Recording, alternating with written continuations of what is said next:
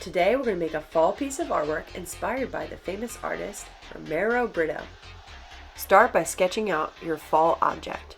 You can make an apple, a pumpkin, a leaf, or a skull. Make sure when you're drawing your object, you make it really big. Next up is a pumpkin. Start off by making an oval in the middle of your page. Start at the top and go out, around, and in on both sides. And repeat this step again on each side to make the pumpkin grow. Next up is a leaf. You can really draw any leaf you want if you want to do a leaf for this project, but here's a maple leaf. You draw 2 little U's and then a big U, all the way to the top, and swing it back down, 2 little U's and a big U, and keep repeating 2 little U's and a big U from the top till you get to the bottom. Don't forget to add a stem and a few vines too. Start by making the vine down the middle. It doesn't have to be straight, and then just split a couple lines from the middle to the sides. Alright, now we're going to make a skull. I would make sure to hold your paper vertically and lightly sketch out a circle and a curvy U. Erase the bottom of the circle so the skull is all connected together. You can make circles for the eyes or ovals that curve in. Flip your paper upside down and make a heart for the nose. And then flip it back around and make some teeth. You can really make the teeth however you want. I made upside down U's and straight lines to connect and made sure they overlapped. And the bottom, I just made U's that were connecting together. I had some space at the bottom of mine, so I decided to make ovals for the neck bones and a bone for the shoulders. Alright, now it's time to Brittoify this fall object up. Start by adding some lines in the background to break up the space. In this picture, I had a lot of space in the background, so I split my paper up 7 times. But you'll see in the other pictures, I didn't have a lot of space, so I only split it about 4 times. Because the apple is one big shape, I also split this up, and the leaf too. The pumpkin is already naturally split up into small spaces, but you'll see what I did here.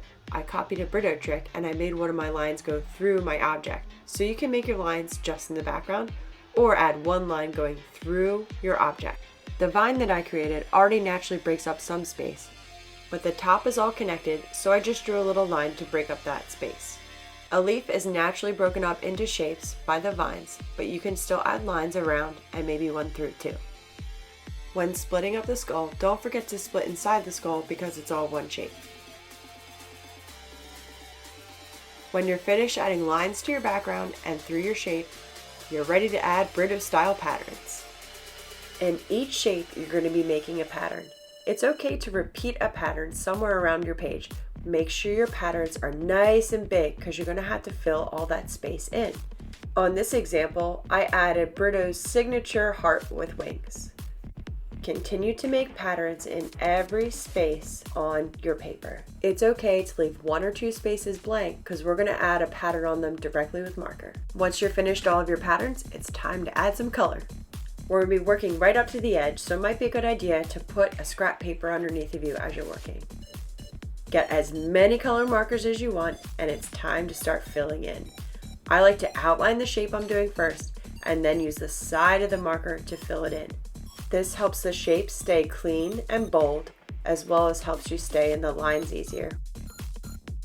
Continue to outline and fill in your pattern as you go all the way around your paper.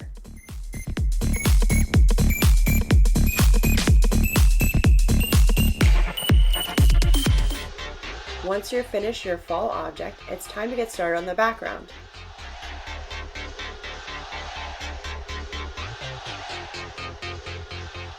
These look so amazing colored in. There's one more step left.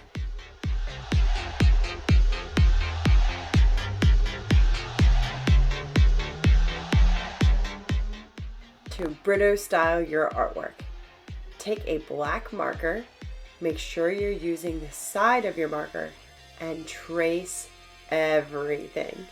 You can also use that black marker to draw patterns in the blank spaces. I added my initials because that's what Britto does for one of my patterns.